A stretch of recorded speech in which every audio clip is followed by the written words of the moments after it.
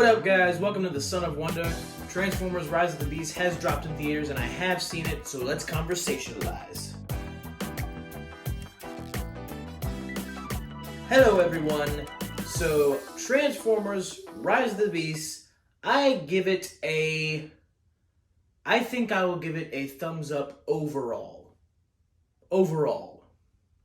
I am not saying by any means that this is a great movie, something you should rush out to see immediately, something that breaks new ground for the Transformers franchise. No. But it does have some pretty great moments and is fun enough to watch in a theater with your family and friends. I have my own specific desires for the Transformers franchise as a whole, my own visions of things I want them to do going forward, stories I want them to get deeper into, tell a better version of, a more fleshed out version of, specifically with like Optimus Prime and Megatron on Cybertron and all that stuff. I was really hoping that this movie would abandon the flaws of the Michael Bay films, and even what I felt were some of the flaws of the Bumblebee film. But unfortunately, there's still a lot of those flaws that carried over to this movie. So I'll go ahead and start with the cons. I think the cons are mainly, once again, I feel like we're spending too much time on the humans. I think they incorporate the humans a little better into this story than they have done previously. At the same time, though, I just feel like it's almost a mandate now. Every new Transformers movie, we have to write some kind of human story on the side with the bot stuff because we have to. Because we have to have a human character in it, or human characters in it. And I just don't feel that that is the best way to tell stories in the Transformers franchise, because like I said in my Transformers franchise overview review video, I go to a Transformers movie to see Transformers, and I go to a Transformers movie because I want to see the story that they're doing with the bots as well as the action, not just the action. And they do tell a story with the bots in this movie. In fact, a pro I'll get deeper into later, is Optimus Prime specifically. I feel like they tell a really good story with. I just think they don't really need to have so much time spent on the humans. However, with what it does look like they're going to do going forward, I feel like it may have been a little bit more necessary in this one. We'll see. So that's my first con, which is a con I have for all the Transformers films. My second con, which I also have with all the Transformers films, is that it is hilarious how distinct and predictable these movies can be when it comes to the beats, the story beats. Because guess what, guys? The opening of this movie, instead of an Optimus Prime narration, like in all the beginnings of all the other films, no, except Bumblebee, I guess, but no. This time, we get a narration from Optimus Prime. Oh, so different, so new, totally new ground being broken. No. It's just a narration from Optimus Prime Mole instead of Optimus Prime. It begins with a bot fight. It begins with a small tale of the villain we're facing. Then we move on to the humans. We tell the human story. We give the basis for what these human characters, like their conflicts and struggles and stuff. They meet the bots in some crazy encounter. They bond with the bots. It ends with a big bot fight. Bad guys lose, good guys win, and it ends with an Optimus Prime narration once again. Optimus Prime at the end and Optimus Prime Mole at the beginning. So it is very much it's a Transformers movie. And generic is another flaw, I think, is it's just a large part of this movie is like, yeah, I have seen this kind of story 100 times, because guess what? They have a MacGuffin again. It's another MacGuffin story. The first MacGuffin in the first Transformers movie was the Allspark. The second MacGuffin in the second Transformers movie, Revenge of the Fallen, was the Matrix of Leadership. The third MacGuffin in the third Transformers movie, Dark of the Moon, was the pillars that Sentinel Prime invented. The fourth MacGuffin in the fourth Transformers movie, Age of Extinction, was this Cybertronium bomb that could blow up and create cyber matter. The fifth MacGuffin in the fifth Transformers movie, Last Night, was Merlin's staff, of all things, to put in a Transformers movie. And Bumblebee, I think, is the only one where there isn't really necessarily a MacGuffin, but there is a device that Bumblebee has to destroy or try and stop from working at the end of that movie. And look at what we have here. This Transformers movie, there's a new MacGuffin. It's a key of some sort. It's like called the Transform Key or something. That is basically the Tesseract. In fact, the end of this movie is very First Avengers-esque. It is basically the Tesseract. It can teleport massive beings like Unicron into Earth and really just transport anyone from across the galaxy to another point in the galaxy.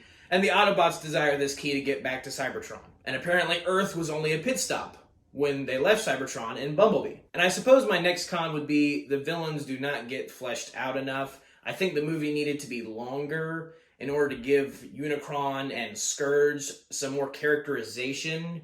I think that would have really benefited the film and especially those characters specifically. But we are kind of, you can tell at this pace of like, okay, we got to get to the next plot point. We got to find this MacGuffin, but it gets lost and we got to recover it and blah, blah, blah.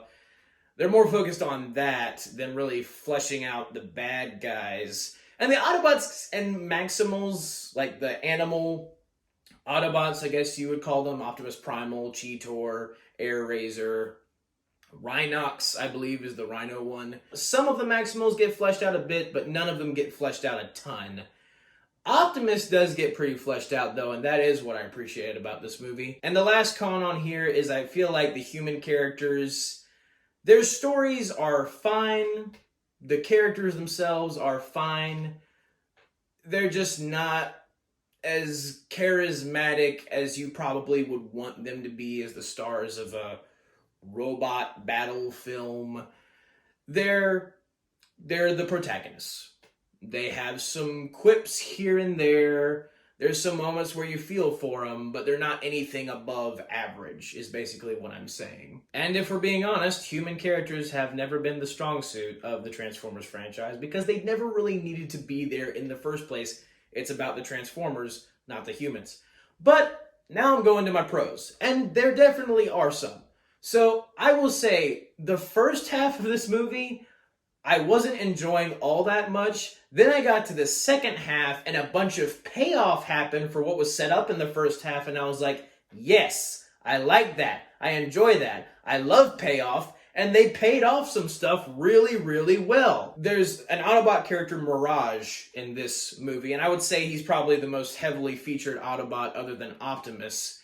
And he's the first person to find the human character, our main human character, Noah.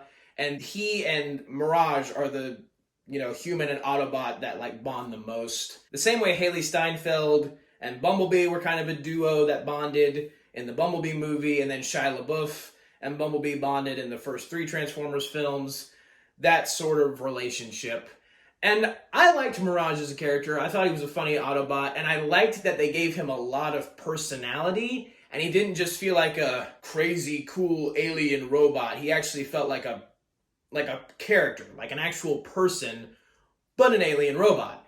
And he felt like a Transformers Prime character, sort of, which is another reason I think I really enjoyed him, because I absolutely love the cartoon Transformers Prime. Go check it out if you haven't. To me, it is the best version of the Transformers story, period. But I liked Mirage in this movie. Smokescreen is the character I think I could most compare him to from the show Transformers Prime. And he has a very distinct personality, very lively, a lot more lively than the rest of the Autobots, and that's kind of what sets him apart. And he becomes friends with Noah from the first time he meets him, even though Noah at first is kind of freaking out that there are alien robots, obviously. But tying that in with the human story, Noah in this movie is an ex-army man. And he's trying to take care of his family, take care of his mom and his little brother who has some kind of sickness. I didn't really gather what specific sickness it was, but it's some kind of sickness that they haven't been able to figure out a cure for yet. And so Noah's trying to take care of his little brother. He has a special bond with his little brother. And when Noah has to go on a mission with the Autobots to save the world from Unicron, the little brother makes Mirage promise, stone cold promise, to protect Noah at all costs. And near the end of the movie, when Noah is in deep trouble with the main evil robot bad guy, Scourge, Mirage jumps in the way of Scourge's blasts and saves Noah. And at first you think he dies, but then he just comes back to life when Noah's talking to his little brother over the comm channel. And so I thought the sacrifice was well done. However, Mirage technically coming back, and then he becomes like a suit for Noah, like a Transformers suit, is a little... It's interesting. I think I would have rathered Mirage stay gone. I think that scene would have been more impactful if he had stayed dead, kind of finalizing his sacrifice, keeping the promise he made to Noah's little brother and keeping Noah safe. But, I mean, it's not terrible that they revived him. I just think it would have been more impactful if they didn't. But it still was good payoff that he sacrificed himself for Noah in the first place. That brings me to the next bit of payoff, and that involves Optimus Prime. Now, Optimus Prime's story arc in this movie, and the fact that he has a story arc, is actually really awesome. At first, I thought they were kind of trying to diss his character and make Optimus look bad as a character, and I was really not into that at all. But then they turned it around near the end of the film and made it much more of an arc for Optimus, and he was back to full strength at the end as a character. And I did enjoy the payoff of that. So Optimus feels like it's his fault that the Autobots have been stranded on the Earth for as long as they have, and haven't been able to go back home to Cybertron. And since this takes place only 7 years after the Autobots have landed on Earth, Optimus really hasn't teamed up with any humans like Bumblebee has. He doesn't know the humans well, so he's a lot more weary of them. And it is interesting to see Optimus in that kind of state, because we're so used to seeing him on the side of the humans and always willing to protect the humans. But since this version of Optimus is an earlier version and doesn't know as much about the humans, he's a lot more cautious of them and not as concerned for their survival as he is in later movies. And that's kind of why I thought they were kind of trying to diss his character, because he doesn't seem as concerned. But then you kind of figure out why as the movie goes along, and they flesh it out more, which I appreciated. And so they actually kind of parallel Optimus with the human character Noah throughout this movie. And that's kind of more of Noah's arc than anything else, is the keys that are used to transport Unicron to Earth can also transport the Autobots back to Cybertron. So Optimus wants to get the keys and put it in the machine that will transport the Autobots back to Cybertron, bringing the Autobots back home and thus protecting them. And Noah, contrasted to that, wants to destroy the keys to protect the Earth at all costs from Unicron having any chance of being transported to Earth and consuming Earth. And through the female protagonist, Elena, you kind of realize that Noah and Optimus technically want the same thing. They both want to protect their families. That's both of their motivations. Optimus wants to protect the Autobots and make sure they get home safe. Noah wants to protect his family, his little brother and his mom, at all costs from Unicron. So they want different things for the same reasons. And I actually thought that was really good writing. And they pay it off in a very cool way. So at one moment in the movie, Noah has the chance to destroy the keys, but Optimus pleads with him not to, so the Autobots can get back to Cybertron. And Noah does not destroy the keys for the sake of the Autobots. And Optimus kind of has a moment where, even though Optimus has kind of been, just to Noah the whole movie, Optimus has kind of just been this general barking orders, as Elena says. But Optimus tells Noah that in order to defeat the enemy, we all have to fight together and fight as one. And Optimus says he kind of lost sight of that. And, he has this rousing speech at the end like he always does. And that gets the Autobots and the Maximals to team up to go fight Unicron. And Unicron in this movie is basically Galactus. He even has heralds, just like Galactus. They're called Terracons, the robots that serve Unicron. His main Terracon general is a guy named Scourge, and I actually think Scourge is a really intimidating bad guy in this movie. A lot better of an enemy than the Decepticons that were in Bumblebee. and Scourge just kind of has a presence, a very threatening presence. You feel threatened when he's around. And so he's a well-done bad guy. I just don't think he, and especially I don't think Unicron, are fleshed out enough. But Elena tries to deactivate the machine from transporting Unicron to Earth, and she succeeds, but then that very same console that she used to turn the machine off is destroyed, and the machine stays on. And in that moment, Optimus Prime is willing to make the sacrifice for the humans and for Earth and destroy the keys, thus destroying the machine, keeping Earth safe, while also simultaneously keeping the Autobots from ever going home back to Cybertron.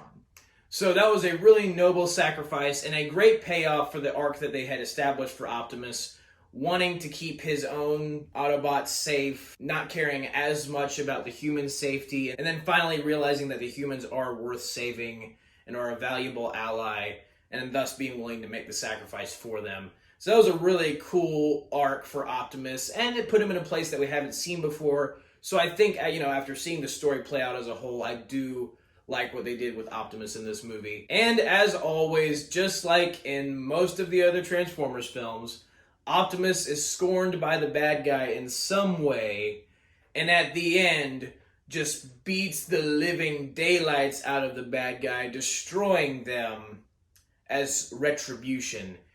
And in this case, in this movie, at the beginning, near the beginning, Scourge kills Bumblebee. But that scene didn't, I think that's another thing, the scene didn't really have that much impact because you saw Bumblebee in a different scene in the trailer that hadn't taken place yet at the time that Bumblebee supposedly dies in the movie. So you knew that Bumblebee was going to come back later. So it didn't have as much impact. I think they kind of basically just spoiled that he was going to come back in the marketing. And if it does lead into the Michael Bay films, you know that he still lives. And they're not going to kill off Bumblebee. Come on.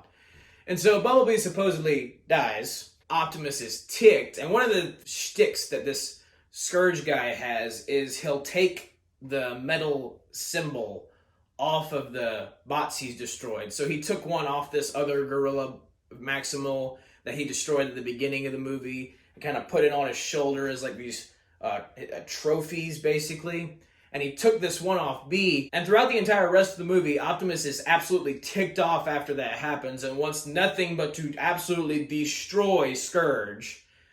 And their final fight takes place at the machine where all the entire big climax is happening and the machine is bringing in Unicron. But there's this lava waterfall on one part of the machine.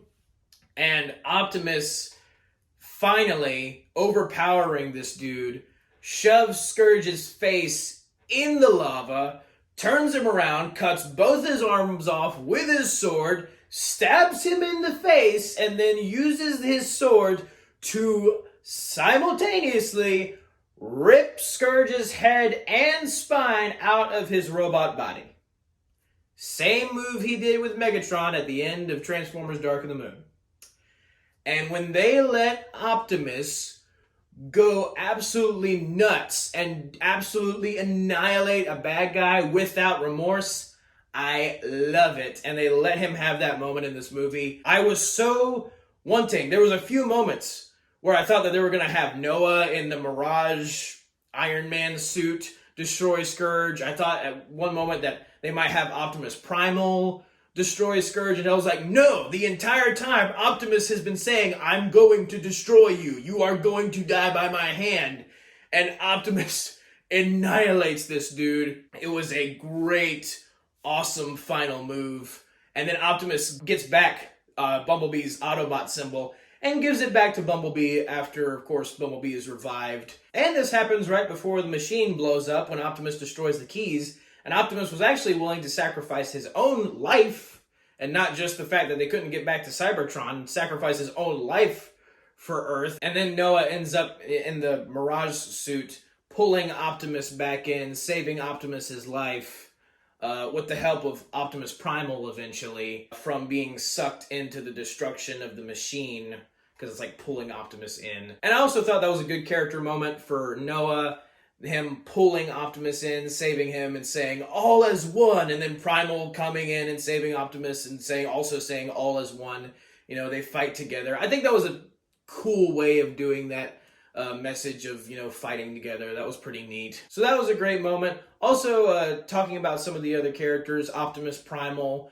he gets a pretty good moment where the Transformer Maximal Bird Air Razor was shot by Scourge earlier in the movie, and this bolt has infected Air Razor, and it's kind of almost possessed her with Scourge is kind of controlling her in a way, and she ends up attacking the Autobots and Maximals against her will, and Optimus Primal actually has to grab Air Razor, and Air Razor's kind of going in and out, but she's like, do it, you have to destroy me, otherwise she's going to keep attacking. So Optimus Primal actually does have to destroy her and crush her. And that was actually a really impactful moment for the character of Optimus Primal, having to destroy this friend who he previously hadn't seen forever and was excited to see Air Razor back and know that she was alive. Only then, after that, having to destroy her because she became possessed by Scourge. That was actually a really cool character and story moment that I thought was actually pretty well written and gave Optimus Primal some context of you feel for him in that moment for having to destroy his friend.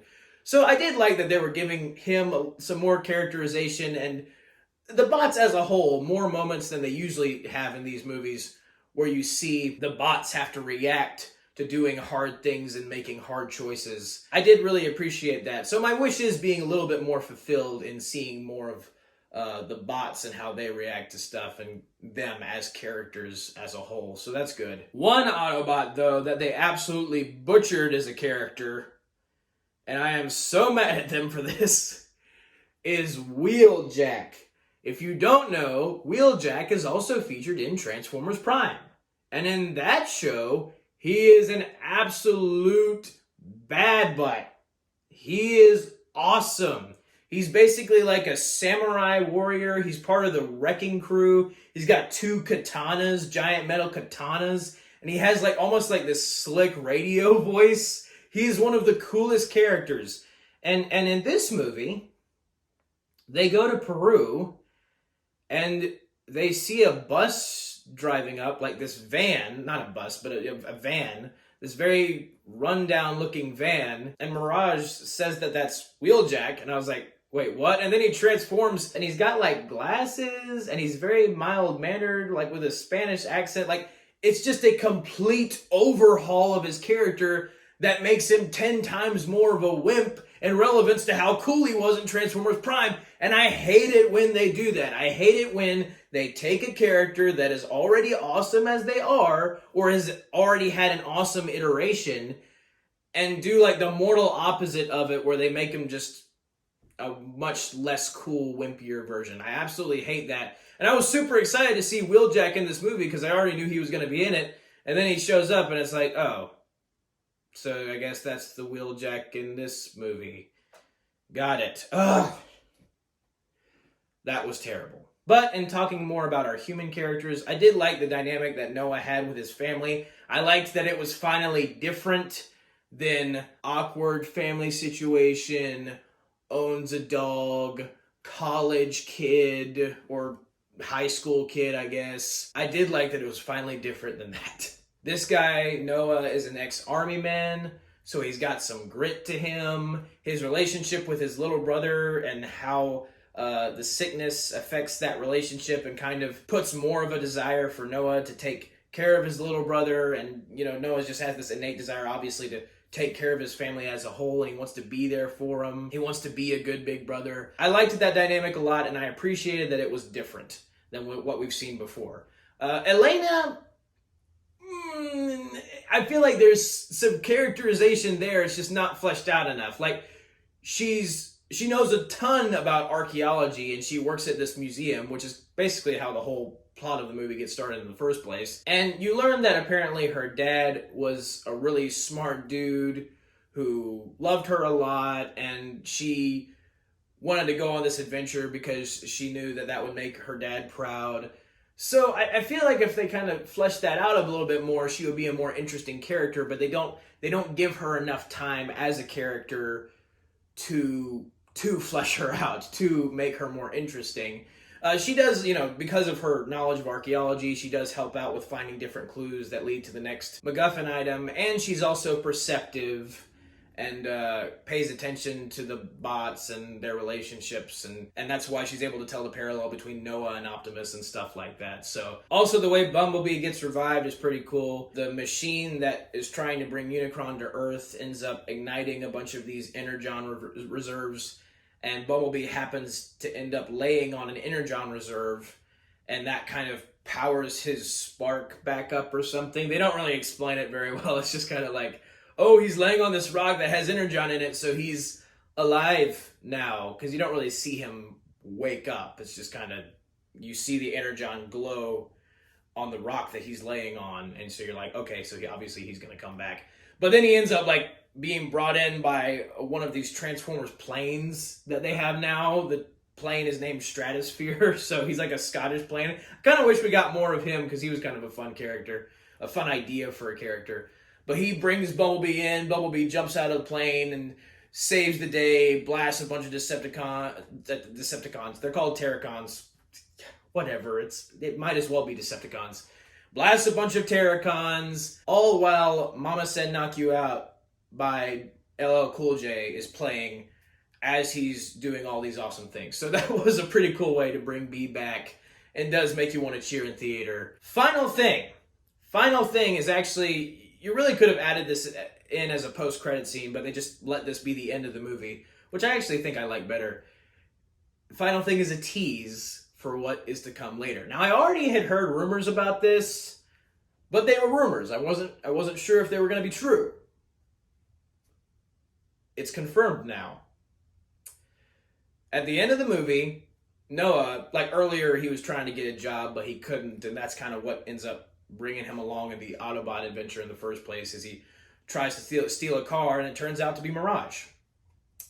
For money. They really need money, so he's trying to get a job. So Noah meets with this job interviewer guy, who actually turns out to be a government agent, and he knows about the Autobots, and he knows about what happened in South America, which is where the final Transformers battle, and then when Unicron was trying to come, took place. And he offers Noah a job with his specific, because apparently it's a very top secret organization that he's working for in the government, and he offers Noah a job there because of how he helped the Autobots defeat Unicron and Scourge. And the interviewer guy's like, yeah, we're fighting a war of our own that we think the Autobots and you might be able to help with. And so Noah gets this card from the guy, he looks at it, and it says G.I. Joe. That is awesome. I had heard rumors that they were going to do a G.I. Joe and Transformers crossover, and it looks like that's exactly what's going to happen. I want to see Snake Eyes and Optimus Prime team up to fight Megatron and Cobra Commander. That's what I want to see. That's what I'm hoping is going to happen, because that actually sounds awesome to me, and I can't wait for that movie. And there's a post-credit scene where Noah fixes Mirage, and Mirage is, I guess, back in full gear, even though he looks a lot less of a cooler car now. I don't really know how Noah fixed Mirage, because he's an Autobot, not a car. He's an alien robot. But he somehow fixes Mirage back to where he can transform into a robot. So there you go. So again, I thought this movie was good. I didn't think it was great. I didn't think it was terrible. There were definitely some cons and problems I had.